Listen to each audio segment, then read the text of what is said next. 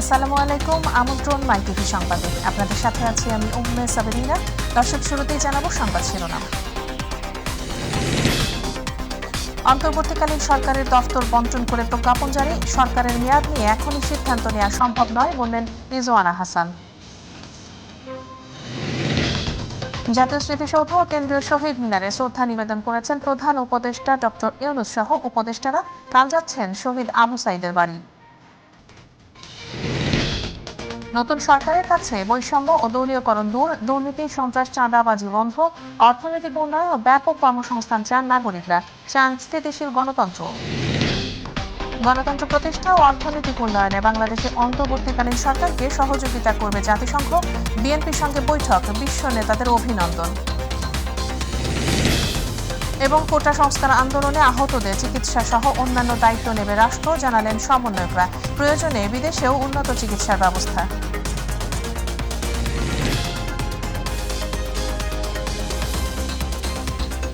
দর্শক, শুনছিলেন সংবাদ শিরোনাম, এবার বিস্তারিত। অন্তর্বর্তীকালীন সরকারের প্রধান উপদেষ্টা ও অন্যান্য উপদেষ্টাদের মধ্যে দফতর বন্টন করে প্রজ্ঞাপন জারি করেছে মন্ত্রিপরিষদ বিভাগ। শুক্রবার দুপুর 12:30টার দিকে প্রধান উপদেষ্টা সহ 14 জনের মধ্যে বিভিন্ন মন্ত্রণালয় ও বিভাগ ভাগ করে দেওয়া হয়।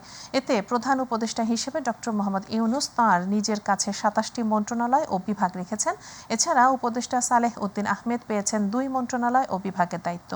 সেগুলো হলো অর্থ মন্ত্রণালয় ও পরিকল্পনা মন্ত্রণালয়। এছাড়া ডক্টর আসিফ নজরুল পেয়েছেন আইন, বিচার ও সংসদ বিষয়ক মন্ত্রণালয়। আরও জানাচ্ছেন আমিনা হীরা। অন্তর্বর্তীকালীন সরকারের প্রধান উপদেষ্টা ও অন্যান্য উপদেষ্টাদের মধ্যে দফতর বন্টন করে প্রজ্ঞাপন জারি করেছে মন্ত্রিপরিষদ বিভাগ। শুক্রবার দুপুরে 12:30টার দিকে প্রধান উপদেষ্টা সহ 14 জনের মধ্যে বিভিন্ন মন্ত্রণালয় বা বিভাগ ভাগ করে দেওয়া হয়। এতে প্রধান উপদেষ্টা হিসেবে ডক্টর মোহাম্মদ ইউনূস তার নিজের কাছে 27টি মন্ত্রণালয় বা বিভাগ রেখেছেন।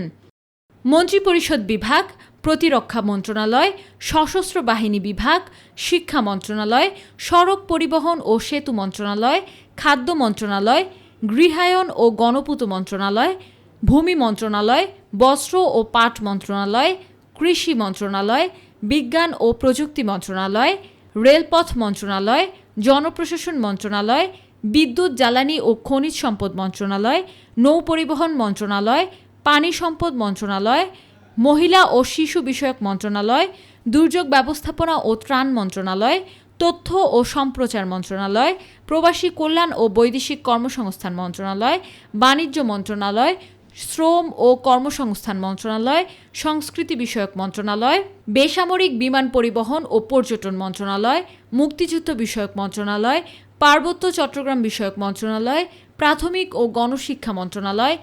এছাড়া উপদেষ্টা সালেহ উদ্দিন আহমেদ পেয়েছেন অর্থ মন্ত্রণালয় ও পরিকল্পনা মন্ত্রণালয়ের দায়িত্ব। ডক্টর আসিফ নজরুল পেয়েছেন আইন, বিচার ও সংসদ বিষয়ক মন্ত্রণালয়, আদিলুর রহমান খান পেয়েছেন শিল্প মন্ত্রণালয়, হাসান আরিফ পেয়েছেন স্থানীয় সরকার, পল্লী উন্নয়ন ও সমবায় মন্ত্রণালয়, তৌহিদ হোসেন পেয়েছেন পররাষ্ট্র মন্ত্রণালয়, সৈয়দা রিজওয়ানা হাসান পেয়েছেন পরিবেশ, বন ও জলবায়ু পরিবর্তন মন্ত্রণালয়, মিজু শারমিন এস মুর্শিদ পেয়েছেন সমাজ কল্যাণ মন্ত্রণালয়। এছাড়াও ব্রিগেডিয়ার জেনারেল অবসরপ্রাপ্ত ডক্টর এম সাখাওয়াত হোসেন পেয়েছেন স্বরাষ্ট্র মন্ত্রণালয়, ডক্টর আ.ফ.ম. খালিদ হোসেন পেয়েছেন ধর্ম বিষয়ক মন্ত্রণালয়, ফরিদা আখতার পেয়েছেন মৎস্য ও প্রাণী সম্পদ মন্ত্রণালয়, নূরজাহান বেগম পেয়েছেন স্বাস্থ্য ও পরিবার কল্যাণ মন্ত্রণালয়, বৈষম্য বিরোধী ছাত্র আন্দোলনের অন্যতম সমন্বয়ক নাহিদ ইসলাম পেয়েছেন ডাক, টেলিযোগাযোগ ও তথ্য প্রযুক্তি মন্ত্রণালয় এবং সমন্বয়ক আসিফ মাহমুদ সজীব ভুঁইয়া পেয়েছেন যুব ও ক্রীড়া মন্ত্রণালয়। আমিনা হীরা, মাই টিভি, ঢাকা। বন ও পরিবেশ উপদেষ্টা সৈয়দা রিজওয়ানা হাসান বলেছেন, অতিকালীন সরকারের মেয়াদ কতদিন হবে তা নিয়ে এখনই আলোচনা করা বা সিদ্ধান্ত নেওয়া সম্ভব নয়। বিকেলে রাষ্ট্রীয় অতিথি ভবন যমুনায় সরকারের উপদেষ্টা পরিষদের বৈঠক শেষে সাংবাদিকদের সাথে কথা বলেন উপদেষ্টারা। এ সময় রিজওয়ানা হাসান বলেন, দুর্নীতির বিরুদ্ধে সিস্টেম পরিবর্তন করার জন্য ছাত্র জনতা আন্দোলন করেছেন, সুতরাং দুর্নীতির বিরুদ্ধে অবশ্যই ব্যবস্থা নেওয়া হবে। তবে প্রথম বৈঠকে বেশিরভাগ আলোচনা হয়েছে আইনশৃঙ্খলা নিয়ে। একটা গণতান্ত্রিক সরকারের হাতে পড়লে অসুবিধা হয় না, কিন্তু সরকার যখন অগণতান্ত্রিক হয়ে পড়ে তখনই এটার অপপ্রয়োগ হয়, সে কথাটাও হয়েছে। কোন বিধানগুলো অপপ্রয়োগ করার যাচ্ছে সেগুলো আইডেন্টিফাই করে বাতিলের কথা বিবেচনা করা হচ্ছে। কেন্দ্রীয় শহীদ মিনার ও সাভার জাতীয় স্মৃতিসৌধে শহীদদের প্রতি ফুল দিয়ে শ্রদ্ধা জানিয়েছেন অন্তর্বর্তীকালীন সরকারের প্রধান উপদেষ্টা ডক্টর মোহাম্মদ ইউনূস সহ অন্যান্য উপদেষ্টাগণ। প্রথমে সাভার জাতীয় স্মৃতিসৌধে, পরে কেন্দ্রীয় শহীদ মিনারে শ্রদ্ধা জানান তারা। আরও জানাচ্ছেন রাকিব হাসান। অন্তর্বর্তীকালীন সরকারের প্রধান উপদেষ্টা হিসেবে শপথ নেয়ার পর কেন্দ্রীয় শহীদ মিনারে বীর শহীদদের প্রতি ফুল দিয়ে শ্রদ্ধা জানিয়েছেন প্রধান উপদেষ্টা ডক্টর মোহাম্মদ ইউনূস।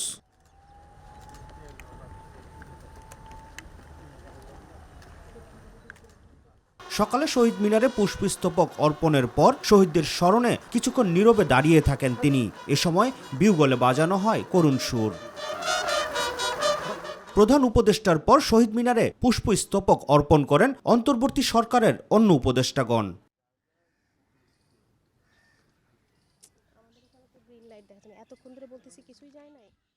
শহীদ মিনারে শ্রদ্ধা নিবেদন শেষে নতুন পুরাতনের অভিজ্ঞতাকে কাজে লাগিয়ে বাংলাদেশ পুনর্গঠনের স্বপ্ন দ্রুত কার্যকর করার আশাবাদ ব্যক্ত করেন তারা। তরুণ সমাজ আমাদের জন্য যে অপূর্ব সুযোগ এনে দিয়েছে দেশ গড়ার, এই সুযোগটা যেন আমরা কাজে লাগাতে পারি। যেহেতু এই সরকার একটা গণ অভ্যুত্থানের ভিতর দিয়ে তৈরি হয়েছে, মানুষের এই সরকারের প্রতি আস্থাটা রয়েছে, বাংলাদেশ পুনর্গঠনের যে স্বপ্ন আমরা দেখিয়েছি বা প্রতিশ্রুতি রেখেছি সেটি দ্রুত সময়ের মধ্যে কার্যকরাই আমাদের লক্ষ্য এবং উদ্দেশ্য। জানেন এই সরকারে 25 থেকে 85 যে একটি তারুণ্য এবং অভিজ্ঞতার যে সংমিশ্রণ হয়েছে, এটি আসলে বাংলাদেশকে রিপ্রেজেন্ট করে এবং বাংলাদেশের প্রকৃত যে চাওয়া পাওয়া সেটি বাস্তবায়ন করতে পারবে বলে আমি মনে করি। এর আগে সাভার জাতীয় স্মৃতিসৌধে মহান মুক্তিযুদ্ধের বীর শহীদদের প্রতি ফুল দিয়ে শ্রদ্ধা জানান প্রধান উপদেষ্টা।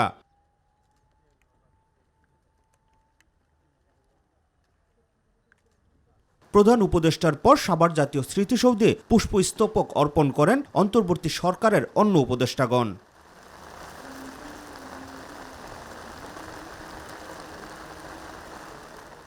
রাকিব হাসান, মাই টিভি, ঢাকা। বৈষম্য বিরোধী ছাত্র আন্দোলনে শহীদ আবু সাইদের বাড়িতে যাচ্ছেন প্রধান উপদেষ্টা ডক্টর মোহাম্মদ ইউনূস। শনিবার সকালে রংপুর যাবার কথা রয়েছে তার। বৈষম্য বিরোধী ছাত্র আন্দোলনে বেগম রোকেয়া বিশ্ববিদ্যালয়ের অন্যতম সমন্বয়ক শহীদ আবু সাইদের কবর জিয়ারত করবেন ডক্টর ইউনূস। এ সময় তার সাথে অন্যান্য উপদেষ্টাগণ উপস্থিত থাকবেন। তার আগমনকে ঘিরে রংপুরের পীরগঞ্জ উপজেলার বাবনপুর শহীদ আবু সাইদের সমাধি ও গ্রাম পরিদর্শন করেছেন সেনাবাহিনী সহ আইনশৃঙ্খলা বাহিনীর উচ্চপদস্থ সদস্যরা। নিরাপত্তা জোরদারের লক্ষ্যে কাজ করছেন তারা।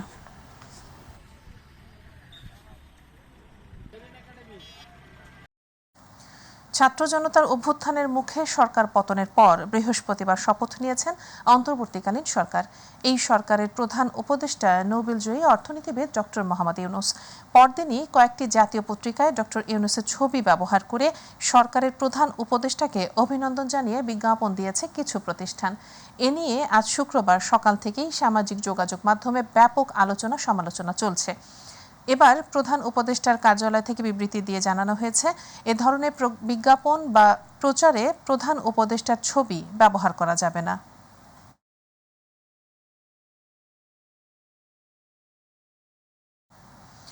গণতন্ত্র প্রতিষ্ঠা ও অর্থনৈতিক উন্নয়নে বাংলাদেশে অন্তর্বর্তীকালীন সরকারকে সহযোগিতা করবে জাতিসংঘ। বিএনপি মহাসচিব মির্জা ফখরুল ইসলাম আলমগীরের সাথে গুলশানে বিএনপি চেয়ারপারসনের কার্যালয়ে বৈঠক শেষে একথা জানিয়েছেন ঢাকায় নিযুক্ত জাতিসংঘের আবাসিক সমন্বয়কারী গোয়েন লুইস। বাংলাদেশে মানবাধিকার ও গণতন্ত্র নিয়ে উন্নয়ন সহযোগীদের শঙ্কা কেটে গেছে মন্তব্য করে সবাইকে নিয়ে নতুন বাংলাদেশ তৈরি করতে হবে বলে বৈঠক শেষে মন্তব্য করেন বিএনপি স্থায়ী কমিটির সদস্য আমির Khasru Mahmud Chowdhury. To meet with my colleagues from the BNP. We are meeting because, as you all know, last night a new transition government was announced under the leadership of Dr. Yunus, and the United Nations has a very important. তারা সেই সমর্থন দিতে রাজি আছে এবং সবাইকে নিয়ে কাজ করতে রাজি আছে। আমরা সবাই মিলে একটা নতুন বাংলাদেশ করব আগামীতে, এটাই। ছাত্র জনতার আন্দোলনের মুখে শেখ হাসিনা পদত্যাগ করার পর গঠন করা হয়েছে অন্তর্বর্তীকালীন সরকার। এই সরকারের কাছে নাগরিকদের প্রত্যাশা বৈষম্য দূরীকরণ, দুর্নীতির মূল শিকড় উৎপাটন, দলীয়করণ বন্ধ, সুস্থ ধারা রাজনৈতিক ও গণতান্ত্রিক পরিবেশ তৈরি করার পাশাপাশি গঠন করতে হবে সুখী, সমৃদ্ধ ও শান্তিপূর্ণ একটি বিভেদহীন বাংলাদেশ। আবু সাইদ অপুর রিপোর্ট। ছাত্র জনতার আন্দোলনের মুখে শেখ হাসিনা পদত্যাগ করার পর গঠন করা হয়েছে অন্তর্বর্তীকালীন সরকার। বিশ্বস্ততার সহিত পালন করিব। নোবেল বিজয়ী অর্থনীতিবিদ ডক্টর ইউনূসকে প্রধান উপদেষ্টা করে সরকার গঠনের পর স্বস্তি ফিরে এসেছে সর্বস্তরের নাগরিকদের মাঝে। তারা বলছেন, এমন রাষ্ট্র গঠন করতে চান যেখানে থাকবে না কোনো বৈষম্য, দুর্নীতি, বিভেদ ও সংঘাত। তারা যে এরকম অত্যাচার এবং নিপীড়ন চালিয়েছে সেটা কোনো সময় কাম্য ছিল না।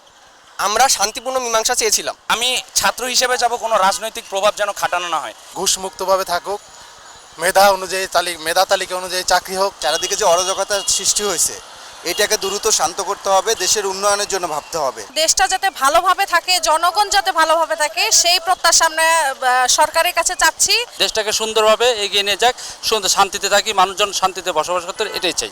জনগণের প্রত্যাশা বিভেদহীন বাংলাদেশ গড়ার পাশাপাশি নিয়ন্ত্রণ করতে হবে দ্রব্যমূল্যের ঊর্ধ্বগতিও। দ্রব্যমূল্য ঊর্ধ্বগতিতে যেটা হচ্ছে সেটা যাতে আনা হয়, সেটা আমরা সরকারের কাছ থেকে চাই। আমরা জনগণের সরকার চাই। দ্রব্যমূল্যের যে ঊর্ধ্বগতি, এই ঊর্ধ্বগতিটা যাতে আপনার জনগণের নাগালের ভিতরে থাকে। শাসক হিসাবে আমরা দেখতে চাই ডক্টর ইউনূসে দেশ যেন শান্তি সুষ্ঠুভাবে দেশ যেন চলে। পুরো যে অন্তর্বর্তীকালীন সরকারটা গঠিত হলো, ওনাদের কাছে আমার প্রত্যাশা হলো দেশের সব বিষয়ে স্থিতিশীলতা।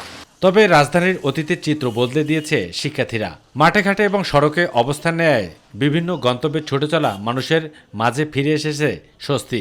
সড়ক নিয়ন্ত্রণের দায়িত্ব নিয়ে ব্যাপক প্রশংসায় ভাসছেন শিক্ষার্থীরা।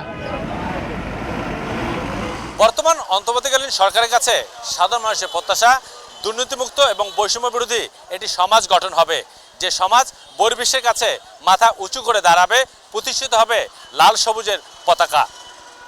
রামপুরা থেকে আবু সাইদ অপু, মাই টিভি, ঢাকা। বাংলাদেশের নতুন গঠিত অন্তর্বর্তীকালীন সরকারকে স্বাগত জানিয়েছে যুক্তরাষ্ট্র, চীন ও ইউরোপীয় দেশগুলোর জোট ইউরোপীয় ইউনিয়ন ইইউ। তারা সবাই সুষ্ঠু গণতান্ত্রিক পরিবেশ ফিরিয়ে আনতে ও পারস্পরিক সহযোগিতা বাড়াতে একসঙ্গে কাজ করার আশ্বাস দিয়েছে। বাংলাদেশে অন্তর্বর্তীকালীন সরকার দেশের জনগণের ভবিষ্যৎ নির্ধারণ করবে বলে জানিয়েছে যুক্তরাষ্ট্র। অপরদিকে বাংলাদেশের অন্তর্বর্তীকালীন সরকারকে যে কোনো সহযোগিতা করতে প্রস্তুত বলে জানিয়েছে জাতিসংঘ। বিস্তারিত জানাচ্ছেন জুবাইর রহমান। শান্তিতে নোবেল বিজয়ী ডক্টর মোহাম্মদ ইউনূসকে প্রধান উপদেষ্টা করে বৃহস্পতিবার দেশের নতুন অন্তর্বর্তী সরকার গঠন করা হয়। প্রধান উপদেষ্টা সহ এ সরকারে আছেন 17 সদস্য। বাংলাদেশের অন্তর্বর্তীকালীন সরকার দেশের জনগণের ভবিষ্যৎ নির্ধারণ করবে বলে জানিয়েছে যুক্তরাষ্ট্র। একই সঙ্গে সাম্প্রতিক সহিংসতা বন্ধের জন্য অন্তর্বর্তীকালীন সরকারের প্রধান ডক্টর ইউনূসের আহ্বানকে স্বাগত জানিয়েছে Washington. We welcome Dr. Yunus's call for an end to the recent violence, and we stand ready to work with the interim government and Dr. Yunus as it charts a democratic future for the people of Bangladesh. নতুন সরকারকে স্বাগত জানিয়ে EU এর পররাষ্ট্র নীতি বিষয়ক প্রধান Joseph Borrell বলেছেন, ইইউ বাংলাদেশের নতুন প্রশাসনের সঙ্গে কাজ করতে আগ্রহী। গণতান্ত্রিক ক্ষমতা হস্তান্তরের জটিল এ কাজে তাদের সহায়তা করা হবে ও এই প্রক্রিয়া অবশ্যই শান্তিপূর্ণ ও অংশগ্রহণমূলক হতে হবে। We haven't discussed in concrete terms the situation in Lebanon. শুক্রবার দেশের নতুন অন্তর্বর্তী সরকারকে স্বাগত জানিয়েছে চীন। জানিয়েছে বিনিময় ও সহযোগিতা বৃদ্ধিতে এ সরকারের সঙ্গে কাজ করতে প্রতিশ্রুতিবদ্ধ। এছাড়া প্রধান উপদেষ্টা ডক্টর ইউনূসকে অভিনন্দন জানিয়েছেন ভারতের প্রধানমন্ত্রী নরেন্দ্র মোদী ও পশ্চিমবঙ্গের মুখ্যমন্ত্রী মমতা বন্দ্যোপাধ্যায়ও। অপরদিকে বাংলাদেশের অন্তর্বর্তীকালীন সরকার ও জনগণ প্রয়োজন মনে করলে যে কোনো উপায়ে সহযোগিতা দিতে প্রস্তুত আছে বলে জানিয়েছে জাতিসংঘ। নিউ ইয়র্কে জাতিসংঘের সদর দপ্তরে স্থানীয় সময় বৃহস্পতিবার নিয়মিত প্রেস ব্রিফিংয়ে সংস্থার মহাসচিবের উপমুখপাত্র ফারহান হক কথা বলেছেন। Certainly we stand against any racially based attacks or racially based incitement to violence. Zubair Rahman, my TV news. Thank you, Farhan. কোটা সংস্কার আন্দোলনে আহতদের চিকিৎসা সহ অন্যান্য দায়িত্ব রাষ্ট্র নেবে বলে মন্তব্য করেছেন বৈষম্য বিরোধী ছাত্র আন্দোলনের সমন্বয়করা। বিকেলে ঢাকা মেডিকেল কলেজ হাসপাতালে আহতদের দেখতে গিয়ে একথা বলেন তারা। এ সময় তারা হাসপাতালের বিভিন্ন ওয়ার্ড পরিদর্শন করেন, আহতদের শারীরিক অবস্থার খোঁজ খবর নেন। এ সময় সমন্বয়ক সার্জিস বলেন, আহতদের তালিকা তৈরির কাজ চলছে, তাদের দায়িত্ব রাষ্ট্র নেবে। ইউসুফ আলী রিপোর্ট। কোটা সংস্কারের দাবিতে বৈষম্যবিরোধী ছাত্র আন্দোলন চলাকালে আইনশৃঙ্খলা বাহিনীর গুলিতে আহতদের দেখতে যান সমন্বয়ক সহ নেতারা। ঢাকা মেডিকেল কলেজের কয়েকটি ওয়ার্ডে গুরুতর আহত হওয়া চিকিৎসাধীন ছাত্রদের সাথে কথা বলেন তারা। আন্দোলনে যোগ দেয় কিভাবে গুলিবিদ্ধ হন তার বর্ণনা দেন আহতরা। পিছন দিকে করছে, সামনের দিকে বাইরে পিতলের গুলি আসছিল, তো আমি দৌড়ে যাত্রাবাড়ির থেকে গুলিস্তান পর্যন্ত দৌড়ে আমার জীবন বাঁচাইছি। আমার সাথে 3-4 জন আছে, ওদেরকে মাথায় গুলি করে আবার রিপরে গুলি করে মারা লাইছি। আত্মরক্ষার জন্য আমি ঘুরে দাঁড়াইছি, তারপরে আমি আর কিছু বলতে পারি না। আমার পিছন দিক থেকে গুলি লাগছে, এই জায়গা থেকে ভেদ করে এই দিক থেকে ভেদ করে এই দিক দিয়ে বের হয়ে গেছে। এরপর আমি জায়গায় পড়ে গেছি, এরপর আমার কোনো খোঁজ ছিল না। নৃশংস এই ঘটনায় যারা জড়িত তাদের বিচার দাবি করেন আহত ও তাদের স্বজনরা। যত ছাত্র ছেলেরা বা ভাইয়েরা ক্ষতিগ্রস্ত হয়েছে, যারা মৃত্যুবরণ করছে, যারা এমনি আহত হয়েছে, সবার আমার দাবি, এটার আমি ন্যায় বিচার চাই। আপনাকে গুলি উঠায় না, গুলি ভিতরেই আছে। পরে বলছে যে আপনার এই রড আগে এই হাড্ডি জোড়া নেবে, তারপর ঘাস শুকাবে, 14 দিন পর আপনার এই বুলেট উঠাই নেওয়া হবে। দোষীদের বিচারের পাশাপাশি আহতদের সুচিকিৎসা দেওয়ার দাবি জানান বৈষম্য বিরোধী ছাত্র আন্দোলনের সমন্বয়করা। শুধু ঢাকা মেডিকেল নয়, আপনারা জানেন যে বাংলাদেশের প্রত্যেকটি হসপিটালের দশা একই। সেখানে যেখানেই যাওয়া হচ্ছে সেখানে দেখা যাচ্ছে গুলিবিদ্ধ লাশ। এই যে বাংলাদেশের স্বাস্থ্যখাতের ধস, এইটার পেছনে রয়েছে একটি স্বৈরাচারী সরকার। আমরা আজকে হসপিটালে যখন গিয়েছি দেখেছি আমাদের একটা হসপিটালে করুণ একটি চিত্র, একটি মধ্যযুগীয় কায়দায় এভাবে নির্যাতন করা হয়েছে কিনা। 71-এ প্রথম স্বাধীনতা যুদ্ধ পাকিস্তানি বর্বর এভাবে মনে হয় গুলি চালায়নি, সেটা আমরা দেখিনি, কিন্তু আজকে আমরা যখন দেখছি সেটা আমাদের হৃদয় কেঁপে ওঠে। আমাদের সমন্বয়ক টিমের বিভিন্ন অংশ বিভিন্ন জায়গায় অলরেডি যাওয়া শুরু করেছেন এবং যাবেন। আমরা স্পষ্ট করে আপনাদের মাধ্যমে জানিয়ে দিতে চাই, আমাদের যে ভাইরা যাদের আমরা এতদিন যতটুকু খোঁজ নেওয়া প্রয়োজন ছিল আমরা নিতে পারিনি, আজ থেকে সে ভাইদের দায়িত্ব আমরা নিচ্ছি। সে ভাইদের দায়িত্ব এই রাষ্ট্র নিবে, কারণ আজকে তাদের এই অবস্থা শুধুমাত্র এই রাষ্ট্র বিনির্মাণের এই যে যুদ্ধ হয়েছে সেই যুদ্ধে অংশগ্রহণ করার জন্য। ইউসুফ আলী, মাই টিভি, ঢাকা। বৈষম্য বিরোধী ছাত্র আন্দোলনে আইনশৃঙ্খলা বাহিনীর যে সব সদস্য গুলি করে মানুষ হত্যা করেছে তাদের বিচার দাবি করেছেন গণ অধিকার পরিষদের সভাপতি নুরুল হক নূর। দলটির সাধারণ সম্পাদক রাশেদ খান বলেছেন, আওয়ামী লীগ আমলে যারা অবৈধ সুবিধা ও মুক্তিযোদ্ধা কোটায় চাকরি নিয়েছে তাদের চাকরিচ্যুত করতে হবে। বিকেলে বিজয়নগরে সম্প্রতি বাংলাদেশে তারা এসব কথা বলেন।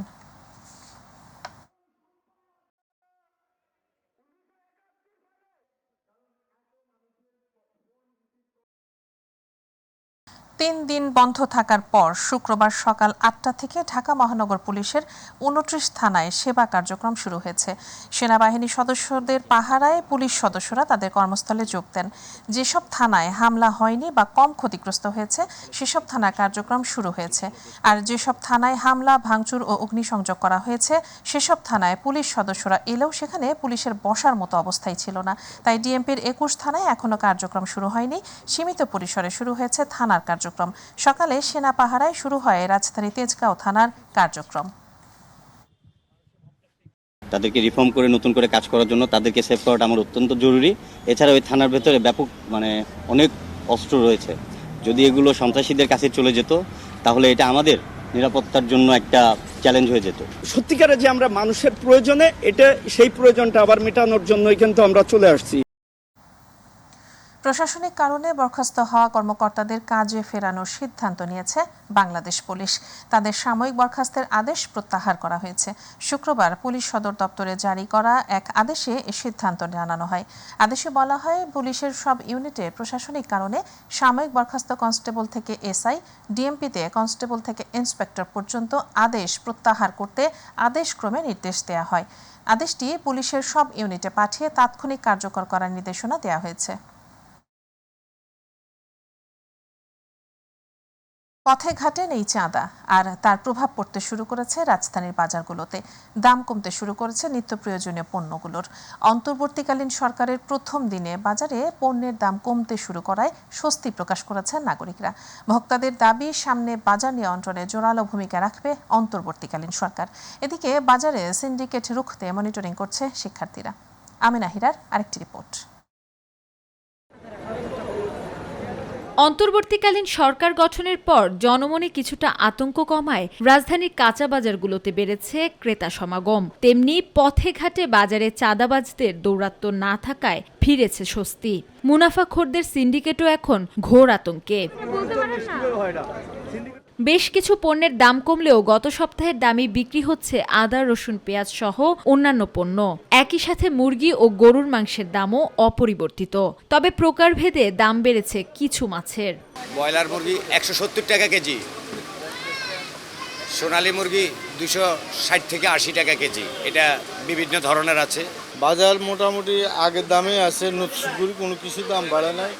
তবে সরকার যখন গঠিত হয়েছে, আশা করি বাজার নিয়ন্ত্রণ সব কিছুই নিয়ন্ত্রণে চলে আসবে। মাছের আমদানি বেশি, সামনে মাছের যেই আমদানি, মাছের দাম আরও কমবে।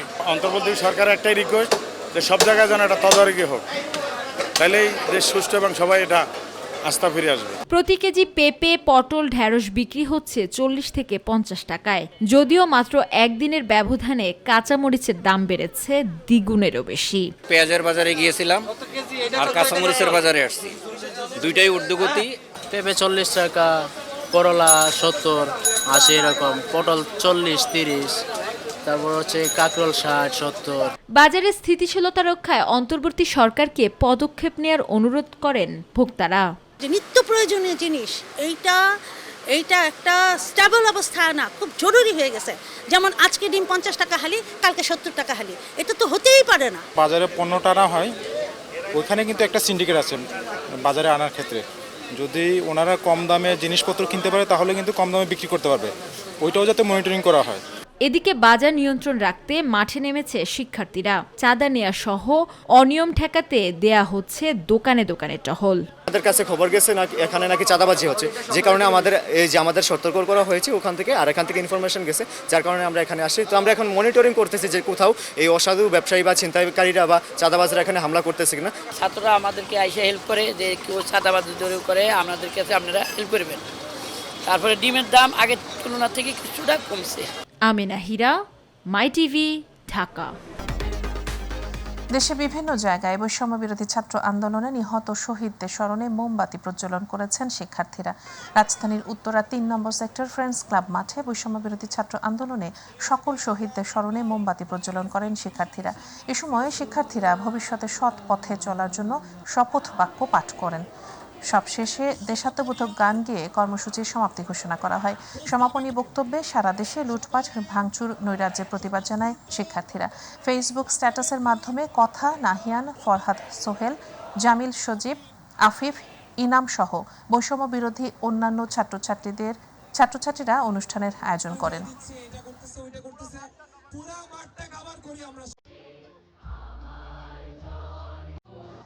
জানাবো প্রবাসের খবর।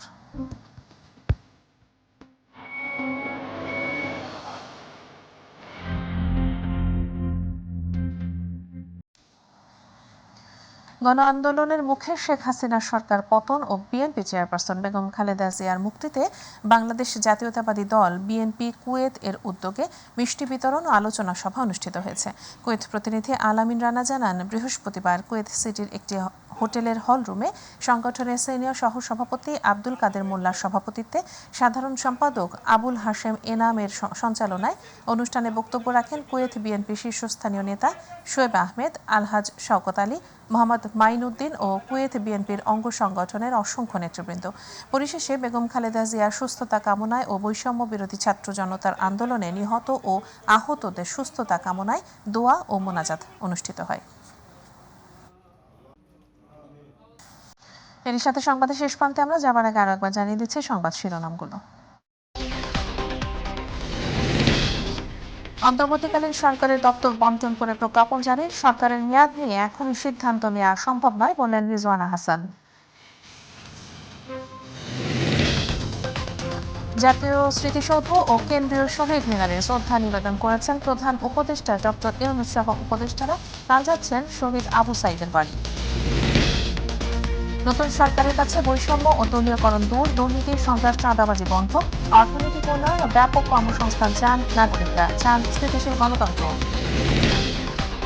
গণতন্ত্র প্রতিষ্ঠা ও অর্থনৈতিক উন্নয়নে বাংলাদেশে অন্তর্বর্তীকালীন সরকারকে সহযোগিতা করবে জাতিসংঘ, বিএনপির সঙ্গে বৈঠক, বিশ্ব নেতাদের অভিনন্দন। এবং কোটা সংস্কার আন্দোলনে আহতদের চিকিৎসা সহ অন্যান্য দায়িত্ব নেবে রাষ্ট্র, জানালেন সমন্বয়করা।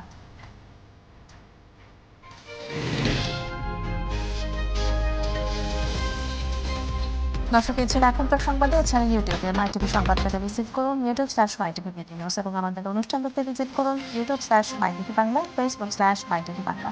পরে সংবাদ দেখার আমন্ত্রণ জানিয়ে জানিয়েছে এতক্ষণ সাথে থাকার জন্য ধন্যবাদ সবাইকে। আল্লাহ।